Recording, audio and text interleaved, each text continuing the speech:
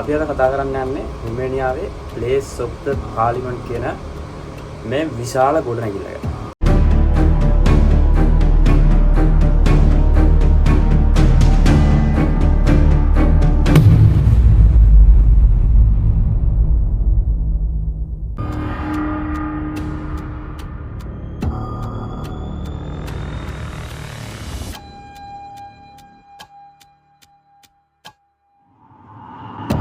මේක ඉදි කරලා තියෙන්නේ 1984 දී. එතකොට ඒ කාලේ රුමේනියාව පාලනය කළේ නිකොලයි චේව්සෙස්කු කියන නායකයා. එයාට තිබුණේ මාර හීනයක්. මොකද මේ රුමේනියාවේ මේක අනිත් රටවල් බලනකොට මේක ඒ රටවල් වල නැති ලොකු විශාල ගොඩනැගිල්ලක් විදිහට තේින්න තමයි මෙයාට දැන් මේ තියෙන නායකයාට මේක හදන්න ඕනේ. ඉතින් ඒ හීනේ හැබෑ කරගන්න මෙයාට කරන්න උනා ලොකු දේවල්. මුදල්, ඊට පස්සේ මිනිසුන්ගේ ශ්‍රමය, ඒ වගේ දේවල් ලොකුවට මෙයාට ඒ දේවල් වලට යොමු කරන්න සිද්ධ වුණා. අපි අද ගිහිල්ලා මේ බිල්ඩින් එක ළඟ ඉඳන් ෆොටෝ එකක් ගහනවා, ඒ බිල්ඩින් එක ඇතුළ බලන්න යනවා. ඒත් මීට අවුරුදු 40කට විතර කලින් මේ තැන තිබුණේ ගෙවල්.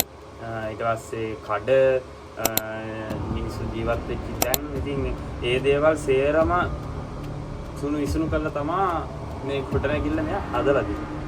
ඉතින් එතකොට නිකන් හිතන්නකෝ අපි දැන් අත්‍තරම ගිහිල්ලා සුන්දරත්වයක් බලනවා වගේ නෙවෙයි. ඒ කාලේදී එයා ඒ කරලා තියෙන දේවල් වලින් මිනිස්සුන්ගේ තිබ්බ දේවල් ජීවිතය ගෙනිච්ච විදිහවල් ඒ සේරම නැති වෙලා තමයි මේ ගොඩනැගිලි තියෙන්නේ. මෙතන ඉදිරියලා තියෙන්නේ. සාර භූමි ප්‍රමාණයට ඉස්සරහා තියෙන ලොකු ගොඩනැගිල්ලක්. මේක අපිට ළඟට ගිහිල්ලා බලුවොත් මේක තියෙන විකාශය අපිට හිතා ගන්න බැහැ. මේකේ ඒ තරම් කාමරස් පුරාම තියෙන ලොකු ගොඩනැගිල්ල.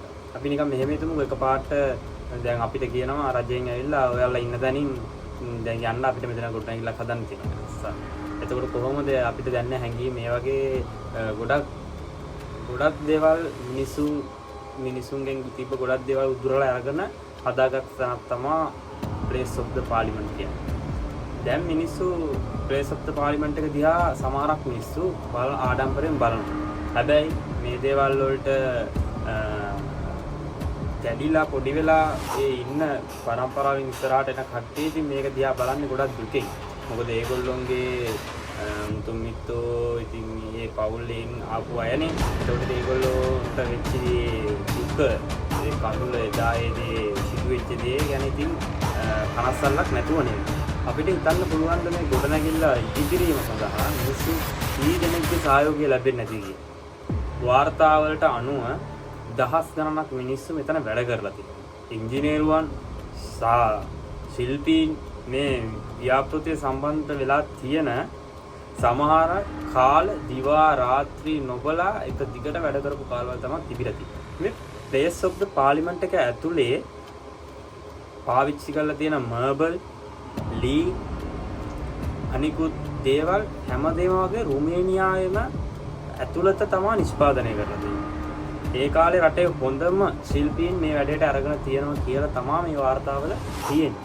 ඒ නිසා අද අපි මේක ඇතුළට ගියාම අපිට නිකන් ඔෆිස් රූම් එකක් ඇතුළට ගියා වගේ හිම දැනීමක් නෙවෙයි තියෙන්නේ. මේක ඇතුළට ගියාම කෙලින්ම රජ මාලිගාවකට ගියා වගේ ෆීලින් එකක් තමයි අපිට එන්නේ. මේක ඇතුලේ උසට තියෙන සිවිලි, ඊට පස්සේ ලොකු ලයිට්, ලොකුවට තියෙන පඩිපෙළම, ඒ වගේ දේවල් තමයි අපිට මේක ඇතුලේ බලා ගන්න. ඉතින් මේ දේවල් අපි දැක්කහම අපිට හිතා ගන්න බෑ මේ වගේ දෙයක් ඒ කාලේ කරාද කියලා. හැබැයි පොඩි දෙයක් තියෙනවා. ඒ කාලේ වෙනකොට ඒ රටේ ජීවත් වෙච්ච ඒ මිනිසුන්ගේ ජීවන තත්ත්වය කොහොම වෙන්නේ නැතිද?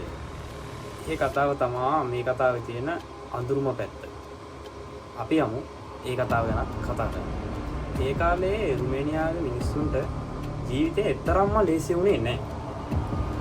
අපි අද සුපර් මාකට් එකකට ගිහිල්ලා අපිට උමනා හැමදේම අපි අරගෙන ඒකට කාඩ් එකකින් පේමන්ට් කරලා අපි එනවා.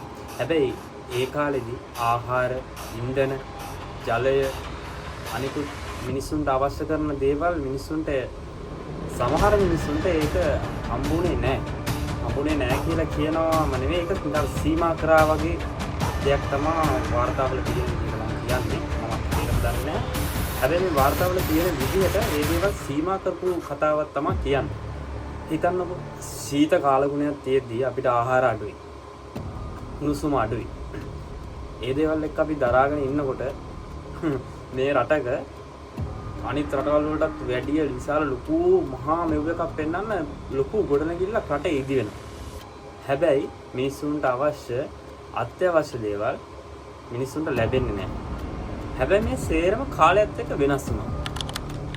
1989 දෙසැම්බර් මාසයේ රුමේනියාවේ ඉතිහාසය වෙනස් කරපු සිදුවීම් මාලාවක් සිදු වුණා. අවුරුදු ගණන් රට පාලනය කරපු පාලන ක්‍රමය ඒක වැටිලා ඊට පස්සේ අලුතින් රට ආයේ ගොඩනැගෙන්න පටන් ගත්තා. මේ යුගයට එතකොට ගොඩක් අය අහපු ප්‍රශ්නයක් තිබුණා. දැන් මේ දැවන්ත බිල්ඩින් එක මොකද වෙන්නේ? මේ යුගය එනකොට දැන් මේ දැවන්ත බිල්ඩින් එකට මොකද්ද වෙන්නේ කියන එක මිනිසුන්ගේ කුතුහලයක් තිබ්බ ප්‍රශ්නයක් තිබ්බා මේක. මොකද ඒ වෙනකොට මේක ඉදි කරලා ඉවර වෙලා තිබ්බේ නැහැ.